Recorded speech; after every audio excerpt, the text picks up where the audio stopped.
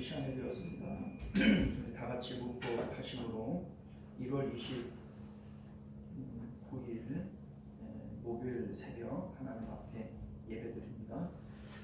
좋으신 우리 주 하나님, 우리가 오늘도 주 앞에 모여서 예배합니다.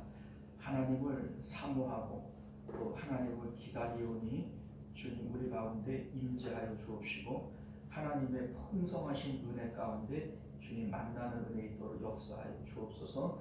거룩하신 우리 주 예수님 이름으로 기도드려옵나이다. 아멘. 사도신경 고백드립니다. 전능하사 천지를 만드신 하나님 아버지를 내가 믿사오며 그 외아들 우리 주 예수 그리스도를 믿사오니 이는 성령으로 잉태하사 공정녀 마리아에게 나시고 본디오 빌라도에게 고난을 받으사 십자가에 못 박혀 죽으시고 장사한 지 사흘 만에 죽은 자 가운데서 다시 살아나시며 하늘에 오르사 전능하신 하나님 우편에 앉아 계시다가 저리로서 산 자와 죽은 자를 심판하러 오시리라. 성령을 믿사오며 거룩한 공예와 성도가 서로 교통하는 것과 죄를 사하여 주시는 것과 몸이 다시 사는 것과 영원히 사는 것을 믿사옵나이다. 아멘. 자, 우리 찬송가 336장, 찬송가 336장, 환난과 핍박 중에도 성도는 신앙 지켰네, 이 신앙 생각할 때에 기쁨이 충만하도다. 함께 찬송합니다. 환난과 핍박 중에도 성도는 신앙 지켰네, 이 신앙 생각할 때에 기쁨이 충만하도다. 성도의 신앙 따라서 죽도록 충성하겠네. 옥중에 매인 성도나 양심은 자유 얻었네. 우리도 고난 받으면 죽어도 영광 되도다. 성도의 신앙 따라서 죽도록 충성하겠네. 성도의 신앙 본받아 원수도 사랑하겠네.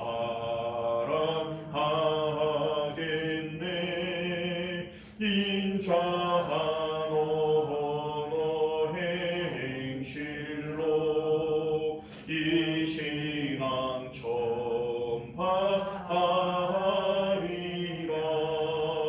성도의 신앙 따라서 죽도록 충성하겠네.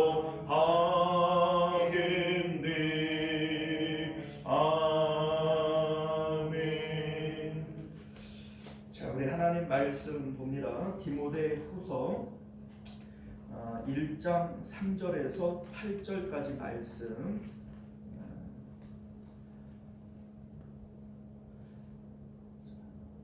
6절에서 8절까지만 볼게요. 6절에서 8절까지만 보겠습니다. 그러므로 내가 나의 암소함으로 내 속에 있는 하나님의 은사를 다시 부릴 듯하게 하기 위하여 너로 생각나게 하노니 하나님이 우리에게 주신 것은 우리와 주시고 마음이 아니라 오직 능력과 사랑으로 절제하는 마음입니다. 함께 했습니다.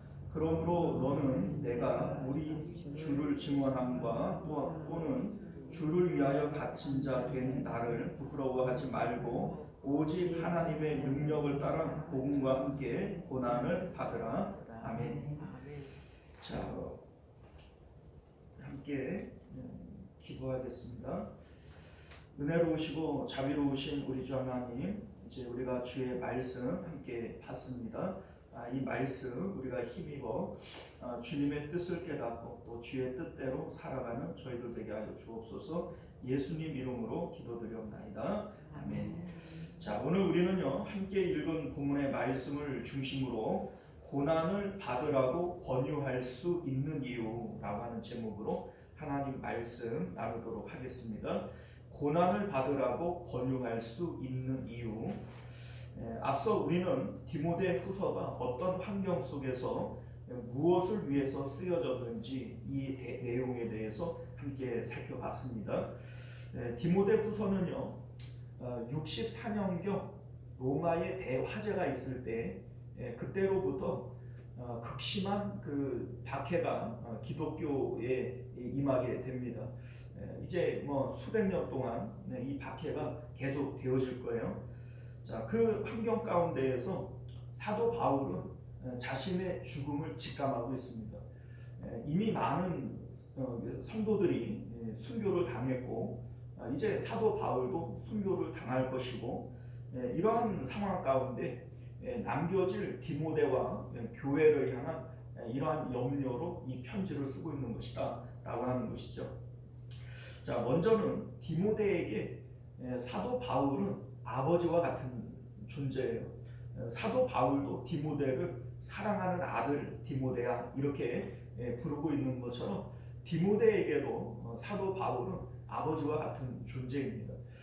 디모데가 어렸을 때 아버지를 일찍 여의고 외조모와 어머니 밑에서 이제 자랐어요. 그런 이 디모데에게 사도 바울이 각별할 수밖에 없는 것인데 사도 바울이 지금 옥에 갇혀 있고 또 이제 죽게 되어질 겁니다. 이러한 일들이 디모데의 믿음, 신앙을 약화시키지는 않을까라고 하는 염려에서 이 편지를 쓰고 있는 것이죠. 또한 로마로부터 시작된 이 환란과 박해가 제국 내에 있는 큰 도시들로 번지고 있는 상황입니다. 에베소 이제 디모데가 사역하고 있는 이 에베소도 아시아에 있는 큰 도시이기 때문에 이 환란과 박해가 이 에베소에까지 미치게 되어질 겁니다.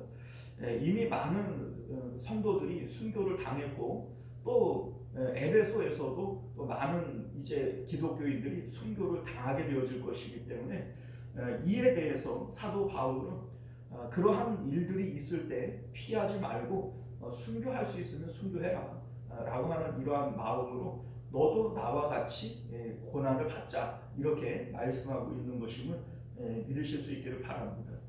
자, 세 번째는요 이러한 일들을 통해서 박해가 이렇게 극심하게 되어질 때 교회 안에 배교자들이 생겨나게 되어질 겁니다. 이제 박해 때문에 믿음을 버리는 일들 얼마든지 있을 수 있죠. 그래서 16절을 보게 되어지면 대표적으로 부겔로와 허모게네라고 하는 인물이 있고 4장에 가보게 되어지면 데마라고 하는 인물이 나오는데 이 데마는 우리 이제 그 앞에 나오는 서신서에서는 사도 바울이 우리의 동역자다 이렇게 불렀던 사람이 데마인데 이 데마도 세상을 사랑함으로 나를 버리고 데살로니가로 갔다 이러한 내용이 나오게 되어집니다. 극심한 박해 가운데 참 신자와 거짓 신자가 나누어지게 될 겁니다. 자, 이러한 일들은 디모데에게 큰 충격이 되어질 텐데 이러한 일들에 대해서 사도 바울은 미리 예방 주사를 놓고 있는 것이죠. 또한 앞에 이제 디모데 전서에서도 말씀드렸지만은 다른 교훈을 전하는 자들, 속히 우리가 그 이단이라고 얘기하는 이러한 사람들이 교회 안에 왕성하게 일어나게 되어질 거예요. 박해가 심해지면 심해질수록 이러한 일들도 더 가속화되어질 것이기 때문에 지금 이러한 여러 가지 그 교회에게 닥칠 환난과 어려움 가운데 사도 바울은 디모데가 잘 견디고 또 교회를 돌볼 수 있기를 위해서 이 편지를 쓰고 있는 것이다 라고 하는 겁니다. 전체적으로 우리가 봤을 때 디모데 후서가 이제 후서를 쓰고 있는 기록의 목적을 다음과 같은 세 가지로 우리가 정의할 수가 있는 것인데, 앞서도 말씀드렸다시피 첫 번째는 디모데가 흔들림 없이 믿음을 가질 수 있게 하기 위한 것이다 라고 하는 겁니다. 사랑하는 아들이지요. 아들 디모데이니까 그의 믿음이 흔들리는 것을 사도 바울은 원치 않습니다. 여러 가지 환란이 있고 어려움이 있지만 우리 7절과 8절을 보게 되어지면 두려워하지 말아라. 하나님이 우리에게 주시는 마음은 두려워하는 마음이 아니다. 이런 얘기를 하고 있고요. 8절을 보면 바울이 갇힌 것에 대해서 부끄러워하지도 말고 이거 너도 복음과 함께 고난을 받아야 한다. 자, 이러한 말씀을 7절과 8절에 하고 있습니다. 우리 두 번째는요, 14절을 보게 되어지면 우리 안에 거하시는 성령으로 말미암아 내게 부탁한 아름다운 것을 지키라. 이렇게 말씀하는데, 사도 바울이 디모데에게 부탁한 아름다운 것이 뭘까요? 복음과 교회죠.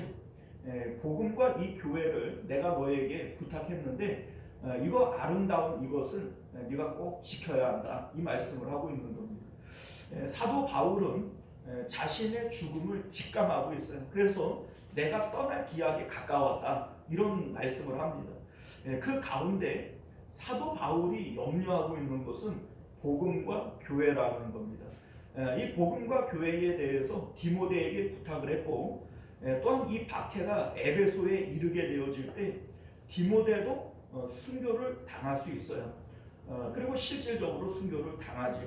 자, 그렇기 때문에 내가 없는 그 상황에서는 네가 없는 그 상황에서는 또 다른 누군가에게 이 복음과 교회를 부탁해서 주님의 복음이 또 교회가 이 땅 가운데 왕성하기를 원한다. 이것이 사도 바울의 마음이 되어집니다. 그래서 우리 2장 2절을 보게 되어지면 또 네가 많은 증인 앞에서 내게 들은 바를 충성된 사람들에게 부탁하라. 그들이 또 다른 사람들을 가르칠 수 있으리라. 이런 말씀을 합니다. 내가 너를 가르친 것처럼 너도 다른 사람을 가르치고 또 그 사람이 또 다른 사람을 가르칠 수 있도록, 그래서 교회와 복음은 이 땅 가운데 끊어짐이 없도록 그렇게 하기를 위해서 이 편지를 쓰고 있는 것이다 라고 하는 것이죠. 자, 세 번째는요, 사도 바울이 이 편지를 쓰는 이유는 디모데로 하여금 속히 자기에게로 오게 하기 위한 것이다 라고 하는 겁니다. 4장 4절을 가보게 되어지면 너는 어서 속히 내게로 오라 이렇게 말씀하고 있는데, 사도 바울이 왜 디모데를 자신에게 오게 하는가? 자신의 죽음을 준비하기 위한 거예요. 사도 바울이 자신이 없는 상황 가운데에도 자신이 맡아 수행해 왔던 이 사도의 직분, 복음을 맡은 자로서의 이 직분을 디모데와 또 다른 충성된 자들에게 부탁하기 위해서 지금 디모데를 오라 이렇게 말씀하는 겁니다. 특별히 4장 13절을 보게 되어지면 네가 올 때에 내가 드로와 가보의 집에 둔 겉옷을 가지고 오고 또 책은 특별히 가죽 종이에 쓴 것을 가져오라 이렇게 말씀하시는데, 왜 겉옷과 성경을 가지고 오라 이렇게 말씀하시냐면 이것이 이제 후계자를 세우고 이제 자신의 사역을 이제 양도하는 이러한 일에 필요한 것들이기 때문에 그래요. 소위 이제 이런 거죠.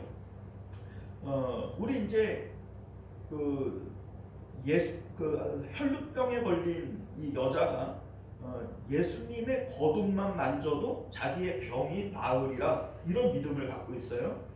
그것은 당시 고대 사람들이 가지고 있는 이 의식 가운데에는 그 사람의 능력이 그 겉옷에 있다 이렇게 생각을 하는 거예요.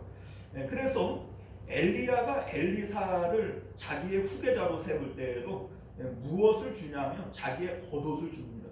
자, 그러니까 이 겉옷을 가지고 와라 라고 하는 것은 이제 자신이 떠나는 그 상황 가운데에서 엘리야가 엘리사를 후계자로 세우는 것처럼 그것을 위해서 가져오라 이렇게 말씀하시는 것이고요.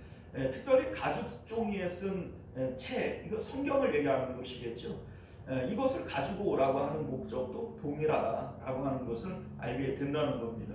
자, 이렇게 사도 바울은 자신의 죽음을 아름답게 마무리하기 위해서 이런 여러 가지 일들을 하고 있는 것인데, 사도 바울의 마음 가운데에는 오직 복음과 교회에 대한 염려로 가득 차 있다라고 하는 것을 우리가 알게 된다는 겁니다. 특별히 우리가 오늘 이 본문에서 눈여겨볼 수 있는 것 중에 하나가 뭐냐면, 사도 바울은 디모데를 1장 2절을 보면은 사랑하는 아들 디모데야 이렇게 얘기를 하고요. 2장 1절에서도 그 뭡니까? 2장 그 1절에서도 아들이다 이렇게 얘기를 하고 있어요. 사랑하는 아들 디모데 이런 말씀을 합니다. 자, 그런데 그렇게 이제 사랑하는 아들이다 이렇게 얘기를 해놓고 반복적으로 하고 있는 내용이 뭐냐면 8절을 보면 복음과 함께 고난을 받으라. 2장 3절에도 너는 그리스도 예수의 좋은 병사로 나와 함께 고난을 받으라. 이런 말씀을 반복하고 있다는 겁니다. 사랑하는 아들인데 나와 함께 고난을 받자. 사도 바울은 이제 순교를 당할 건데 순교를 당하는 바울과 함께 고난을 받으면 무슨 고난이겠어요? 그도 역시 순교를 할 수 있는 고난이 되어지겠죠. 자, 그러니까 사랑하는 아들이라고 불러놓고 너도 죽을 수 있는 기회가 있다면 나랑 같이 순교하자, 나와 같이 고난을 받자, 지금 이렇게 말씀하고 있는 것인데, 우리가 상식적으로 생각해 볼 때에는 이 말씀이 이상하게 느껴질 수 있다는 것이죠. 왜냐하면 우리는 사랑하는 자녀들에게 너 순교해라 이런 얘기 안 합니다. 너 예수님 믿고 고난을 받아라 이런 얘기를 하지 않는 것이죠. 자, 그런데 사도 바울은 왜 이러한 말씀을 하시는 것이냐면, 사도 바울에게 천국만큼 확실한 은혜가 없어요.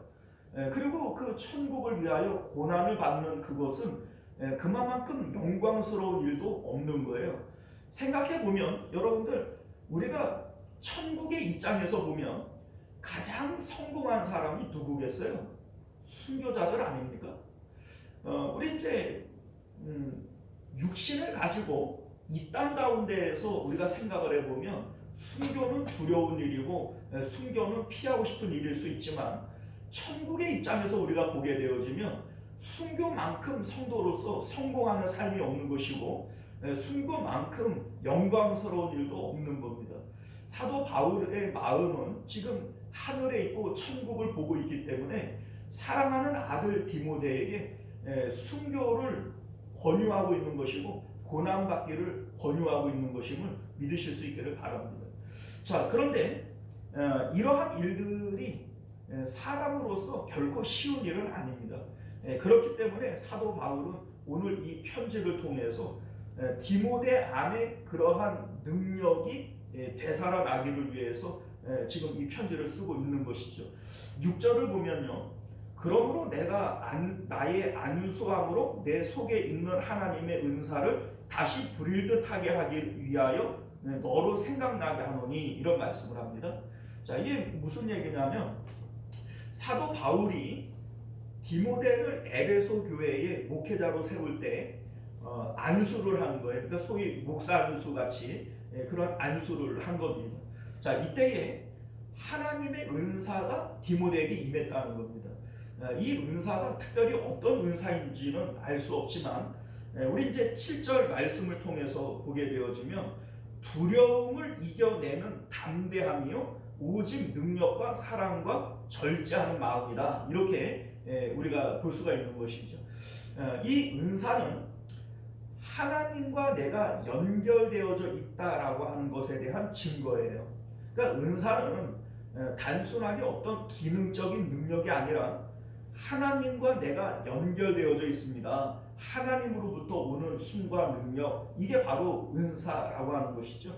자, 그러니까 이 은사를 통해서 극심한 환난과 핍박이 올 때 너의 자질과 너의 어떤 실력을 통해서 그 환난을 이겨내려고 하지 말고 너는 하나님으로부터 오는 은사, 하나님과 연결되어져 있는 그 능력으로 이 환난과 핍박을 이겨내야 된다라고 하는 말씀을 하고 있는 겁니다. 이것을 내가 너에게 생각나게 하기 위한 것이다. 이미 디모데는 이제 안수를 받을 때 이미 그 능력을 받았어요. 그런데 여러 가지 환난과 개인적으로 닥쳐오는 사도 바울의 죽음이 디모데의 마음을 약화시킬 수 있죠. 그것을 이제 방지하기 위해서 네가 이미 예전에 안수 받을 때 받았던 그 은사와 능력들 이거 회복해야 된다. 그것이 있어야만 이 극심한 환난을 이겨낼 수 있다. 지금 이 말씀을 하고 있는 것이죠. 7절 말씀을 보면요. 하나님이 우리에게 주신 것은 두려워하는 마음이 아니요 오직 능력과 사랑과 절제하는 마음이다. 이런 말씀을 합니다. 자, 이게 이제 은사라고 하는 것 자체, 능력이라고 하는 것 자체가 성령님이 우리 안에 들어오실 때 가지고 들어오는 선물이에요. 은사는 성령님이 주시는 선물이란 말이죠. 자, 그러면 성령님은 어떻게 우리 안에 역사하시게 되어지는가? 십자가를 통해서 우리 마음이 세상을 떠나서 하나님께로 올라갑니다. 그러면 우리 마음은 비어있게 되어지죠. 비고 비인 마음에 주의 성령이 임하게 되어지는 거예요. 우리 마음이 비어있지를 않으면 성령님이 오실 수 없어요. 우리 찬송가 가운데에도 비고 비인 마음에 이러죠. 우리 마음이 비어 있어야만 비어 있는 마음 가운데 성령님이 오시게 되어지는데 이 성령님은 하나님의 영으로서 하나님 나라 이 천국과 하나님의 있음과 좋음을 우리 마음의 현실로 느끼게 해주시는 분이에요. 성령을 받기 전에는 멀리 내던 하나님 나라가 성령이 우리 가운데 임하시면 날로 날로 가깝게 느껴지고 우리의 삶의 모든 환경 가운데에서 거침들이 초가 상간이라 할지라도 주님이 우리 가운데 계시면 그것이 어디나 하늘나라를 이루는 이것이 바로 성령님이 하시는 일이다라고 하는 것이죠. 자, 그런데 이 성령님이 우리 가운데 임하시기 위해서는 먼저 십자가를 통해서 내가 세상에 대해서 죽어야 돼요. 우리 마음은 비어 있어야 됩니다. 그렇기 때문에 이것이 바로 우리가 환난과 핍박을 이겨낼 수 있는 가장 확실한 능력이 되어지는 겁니다. 자, 이를테면 우리가 이제 환난과 핍박을 통해서 환난과 핍박을 두려워하는 이유가 뭐냐면 우리가 소중하게 여기는 것들을 빼앗기기 때문에 두려워하는 거예요. 건강을 빼앗기고 목숨을 빼앗기고 재산을 빼앗기고 가족을 빼앗기고 이런 극심한 환난과 핍박은 우리가 소중하게 여기는 것들을 다 빼앗아 가는 겁니다. 이러한 상실감이 우리를 고통스럽게 하는 것 아니겠습니까? 자, 그런데 십자가는 이러한 환난과 핍박이 있기 전에 우리는 십자가를 통해서 아버지나 어머니나 아들이나 딸이나 내게 소중한 것들을 이미 마음에서 버려버리는 거예요. 그러면 환난과 핍박을 우리가 받는다고 할지라도 빼앗길 것이 있나요? 사실 십자가에서 이미 죽은 사람들은 어떠한 환난이 온다고 할지라도 더 이상 빼앗길 것이 없는 겁니다. 왜냐하면 이미 우리는 다 죽었으니까, 이미 우리는 마음에서 그것들 다 버렸으니까. 자, 그러니까 로마의 황제가 어떠한 환난과 핍박으로 기독교인들을 박해한다고 할지라도 십자가를 통해서 세상에 대해서 죽고 성령을 통해서 우리 마음이 천국을 가지게 되어진다면 더 이상 환난과 핍박은 우리 가운데 핍박일 수 없는 것이다 라고 하는 것을 사도 바울은 말씀하고 있어요. 자, 그래서 10절 말씀을 보면은 이 내용을 이렇게 말씀합니다. 이제는 우리 구주 그리스도 예수의 나타나심으로 말미암아 나타났으니 그는 사망을 패하시고 복음으로써 생명과 썩지 아니할 것을 드러내시는지라, 이런 말씀을 합니다.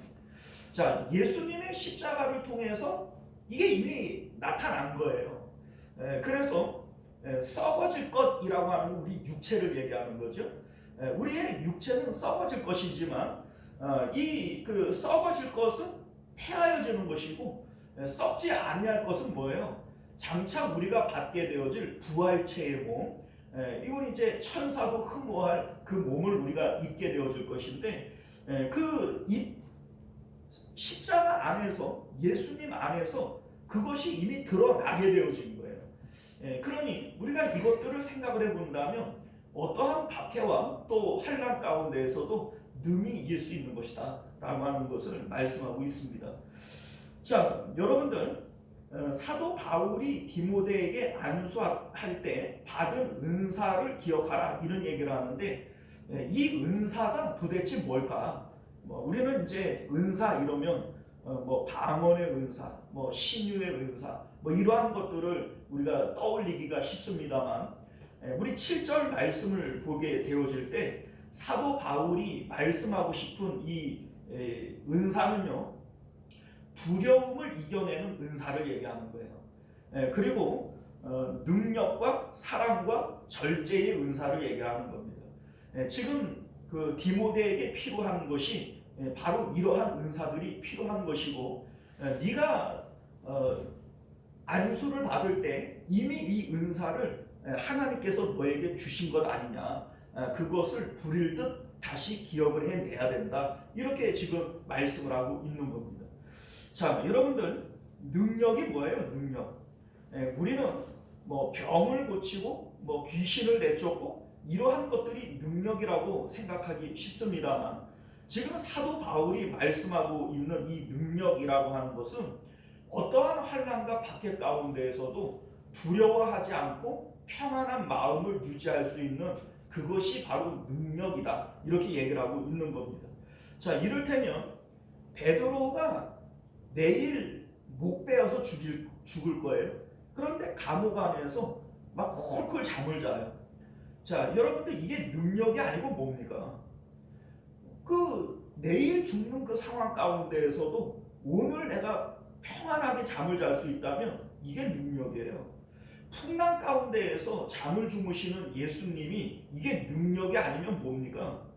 풍랑이 일어서 제자들은 다 두려워 떨고 있는데 그 가운데 예수님은 평안히 잠을 주무세요. 이게 능력자지 뭐예요? 자, 여러분들, 사도 바울이 디모데에게 너에게 하나님께서 주신 그 은사를 따라 두려워하는 마음이 아닌 그러한 능력을 가져야 된다, 이렇게 말씀하고 있는 것임을 믿으실 수 있기를 바라요.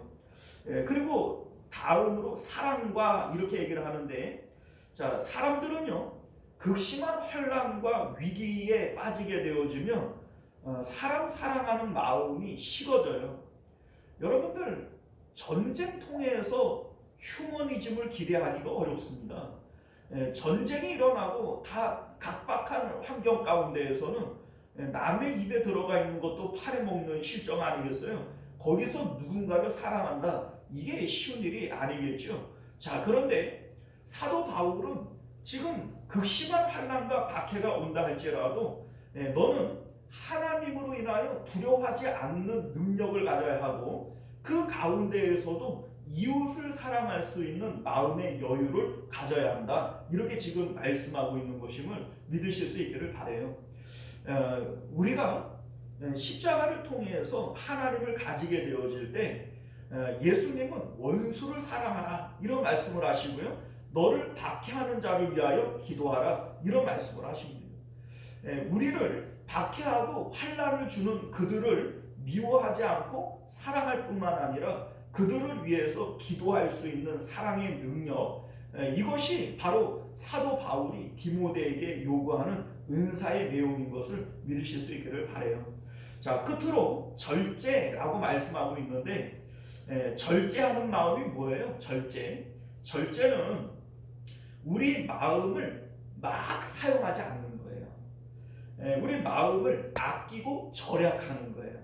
자, 내 마음을 그냥 마음 가는 대로 막 사용하면은 이게 절제예요, 아니에요? 이게 절제 아니에요. 절제는 마음을 아끼는 거예요. 마음을 함부로 사용하지 않는 것이 이게 절제란 말이에요. 자, 박해가 임하고 난리가 나면은 사람들이 우왕좌왕하고 갈팡질팡하면서 이럴까 저럴까 막 이러잖아요. 그러면 이게 마음을 막 사용하는 것이고 마음을 헤프게 사용하는 것이죠. 그 가운데 너는 절제하는 마음을 가져야 한다. 이 말씀을 갖고 있는 겁니다. 좌로나 우로나 치우치지 않고 이 디모데도 이러한 극심한 환난과 박해가 오면 자기 자신을 위해서 이럴까 저럴까 이런 흔들리는 마음이 왜 없겠어요? 자, 그러나 하나님이 주시는 은사로서의 능력이 너에게 임하게 되어지면 이런 절제하는 마음을 통해서 갈팡질팡하지 말라는 거예요. 사실 목회자인 디모데가 갈팡질팡하고 그렇게 우왕좌왕하게 되어지면 교회가 또 뭐가 되겠어요? 그러니까 사도 바울은 이러한 하나님이 주시는 은사로서 능력 있게 네가 교회를 잘 지켜야 한다라고 하는 것을 말씀하고 있음을 믿으실 수 있기를 바랍니다. 자, 여러분들, 우리는 이제 오늘 이 말씀을 통해서 우리 하나님이 참 괴상하게도 사람을 사랑하신다 이런 생각을 갖게 됩니다. 무슨 얘기냐면 하나님께서는 창조자이시고 전능자이시죠. 그리고 그 하나님이 우리를 사랑하신다고 말씀할 뿐만 아니라 우리의 아버지 되신다라고 자처하시는 분이에요.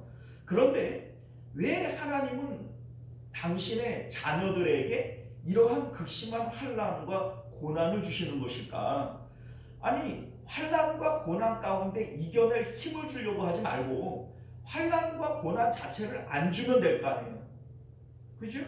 그런데 왜 하나님께서는 이러한 환난과 핍박이 당연히 주어지는 것처럼 그리고 그 환난과 핍박이 올 때 그거를 피하려고 하지 말고 나와 함께 고난을 받아야 된다 이렇게 지금 말씀하는 것일까요? 너무 괴상하지 않습니까? 자, 여러분들, 여기에 하나님의 큰 뜻이 있는 것임을 믿으실 수 있기를 바랍니다. 자, 무슨 얘기냐면요, 하나님께서 우리에게 주시고자 하는 것은 하나님 자신을 우리에게 주시려고 하는 것이고 천국을 우리에게 상속시키고 싶으신 거예요. 만약에 하나님이 우리에게 돈을 주고 싶은 것이라면 그깟 여는 것은 그냥 줘버리면 그만이에요. 하나님이 뭐 없어서 못 주는 게 아니라 하나님은 천지를 창조하시는 주권자이시기 때문에 그런 것들이야 뭐 주려고 마음 먹으면 얼마든지 줄 수 있는 것들이에요. 그런데 왜 그거를 주지 환난과 고난을 주실까? 자, 여러분들, 천국을 우리가 갖는 것, 하나님을 갖는 것은 오직 믿음으로만 가질 수 있어요. 믿음으로 천국 간다 그러잖아요. 그런데 믿음이라고 하는 게 뭐예요? 믿음은 하나님의 있음과 조음을 이거를 믿는 게 이게 믿음이란 말이죠. 자, 그런데 하나님의 있음과 조음, 천국의 있음과 조음은 우리가 뭐 일상생활 가운데 살아가면서 절대로 깨달을 수 있는 게 아닙니다. 자, 예를 들어서 욥을 한번 생각을 해볼까요? 욥에게 아주 극심한 환난이 임하지 않습니까? 성경 가운데 욥만큼 고난을 당하는 사람이 뭐 또 있겠나 싶을 만큼 극심한 고난을 당하게 되어져요. 그런데 뭐 욥이 무슨 죄가 있어서 그런 게 아니죠. 하나님이 욥을 칭찬하시고 사랑하시는데 하나님이 욥에게 고난을 주시는 거예요. 자, 그런데 욥이 뭐라고 고백을 하냐면 내가 고난을 받기 전에는 하나님을 귀로만 들었다는 거예요. 귀로 들었다는 게 뭐예요? 알기는 아는데 어설프게 하는 것이고 어렴풋이 하는 거예요. 그런데 고난을 통해서 내가 고난을 받고 난 이후에는 하나님을 내가 눈으로 봅니다. 이렇게 얘기를 해요. 눈으로 보는 건 뭐예요? 확실하게 보는 거예요. 이제는 내가 확실하게 압니다. 라고 하는 것이 바로 욥의 고백이 되어지는 것이죠. 자, 그러면 고난이라고 하는 것이 도대체 뭐길래 하나님을 어렴풋이 알았던 욥이 하나님을 이제는 확실하게 안다라고 얘기할 수 있는 걸까? 자, 여러분들, 욥도 세상 가운데 육체를 통하여 좋은 것들을 받아 누리게 되어질 때에는 이 마음이 세상의 좋은 것들에게 빼앗기게 되어지는 거예요. 욥이 그러한 것들을 잃어버릴 때 고통스러워해요? 안 고통스러워해요? 네? 욥이 아주 옷을 찢고 막 티끌을 날리면서 막 고통스러워하잖아요. 자, 그러니까 욥도 그러한 것들이 자신에게 생명처럼 여겨졌던 거예요. 욥이 재산이 자기에게 생명처럼 느껴진 것이고, 자식들이 자기에게 생명처럼 느껴진 것이고, 자기의 건강이 자기에게 생명처럼 느껴졌던 겁니다.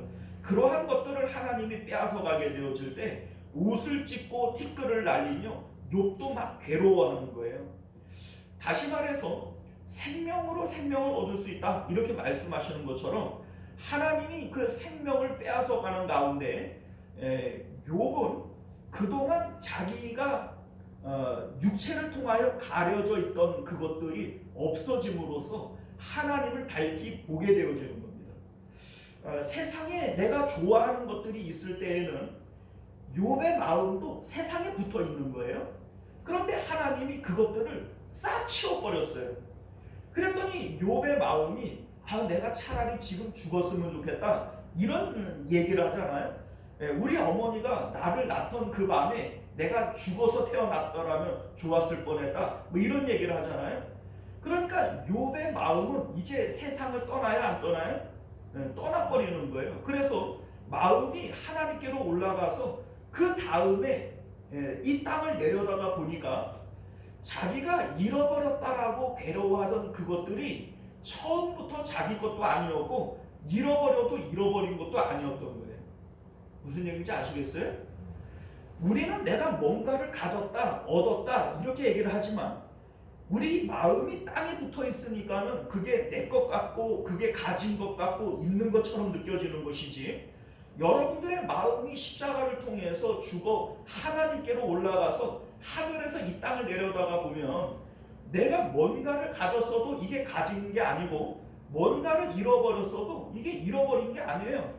내가 가졌어도 그게 처음부터 내 것도 아니고 잃어버렸어도 이게 처음부터 내 게 아닌 겁니다. 이게 여러분들 하나님께서 환난과 핍박을 통해서 우리에게 주고자 하는 마음인 거예요.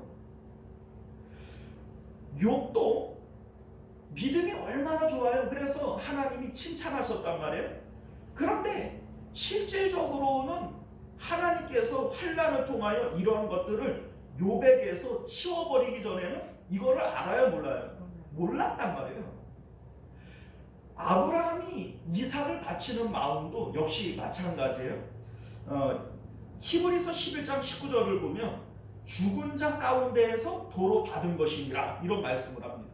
자, 이게 무슨 얘기냐면 아브라함이 이삭을 하나님께 바칠 때에도 이 아브라함의 마음에서는 이삭이 없는 거예요. 이삭이 있었으면 못 바치죠. 아브라함의 마음에서 이삭을 이미 죽인 거예요. 그리고 이삭을 하나님께서 다시 돌려주실 때에도 없는 것 가운데, 죽은 것 가운데에서 도로 돌려받는 거예요. 아브라함의 마음 가운데에서는 이삭이 있어도 있는 게 아니고 없어도 없는 게 아니에요. 자, 이것이 바로 하나님께서 환난과 핍박을 통해서 성도들에게 주시고자 하는 마음의 내용인 것을 믿으실 수 있기를 바랍니다.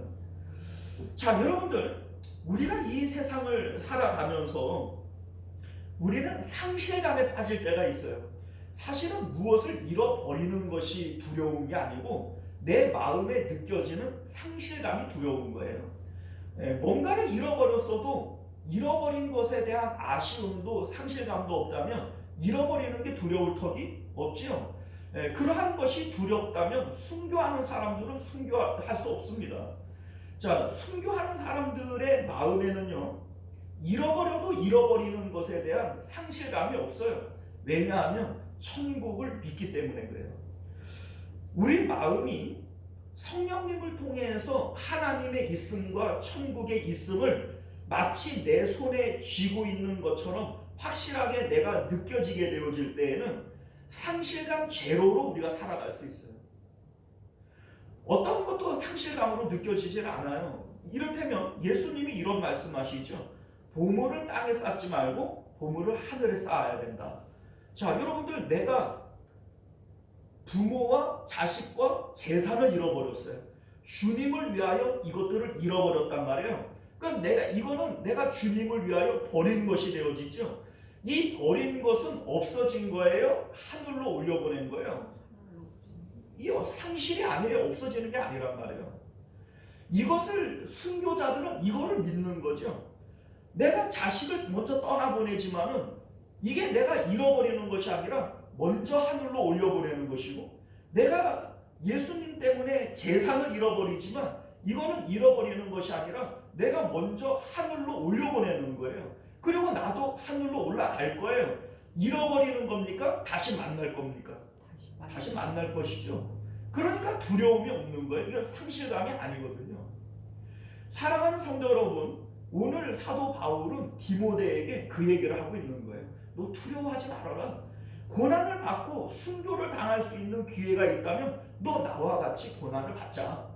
왜냐하면 이것은 잃어버리는 상실이 아니라 먼저 하늘로 올려보내는 것이고, 하늘의 상급을 쌓는 것이고, 우리가 영원히 살아가야 할 그곳에 우리가 올라갈 수 있는 이 기회가 되어지는 것이기 때문에 이것을 피할 이유도 없는 것이다 라고 말씀하고 있는 것임을 믿으실 수 있기를 바랍니다.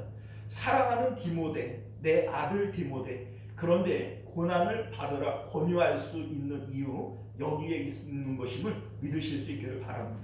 기도하겠습니다. 존귀하시고 내려오신 우리 주 하나님, 오늘도 우리에게 주시는 하나님의 귀한 말씀, 우리가 귀로만 듣고 머리로만 이해하는 것이 아니라 가슴으로 받고 우리의 삶에 실천할 수 있는 저희들 되게 하여 주옵소서.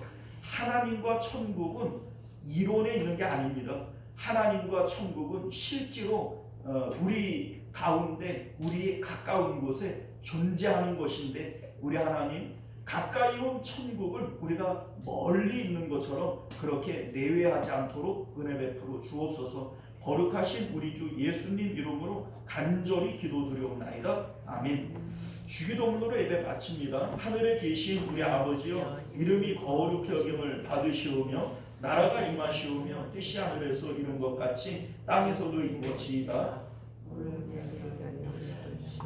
우리가 우리에게 죄 지은 자를 사하여 준 것 같이 우리 죄를 사하여 주시옵고, 우리를 시험에 들게 하지 마시옵고 다만 악에서 구하시옵소서. 나라와 권세와 영광이 아버지께 영원히 있사옵나이다. 아멘. 자, 우리 계속해서 함께 기도하실 때 말씀을 기억하시며 기도하시기를 바랍니다. 주여 한번 외치고 기도하겠습니다. 주여, 은혜로우신 우리 하나님 감사합니다. 오늘도 우리에게 주신 하나님의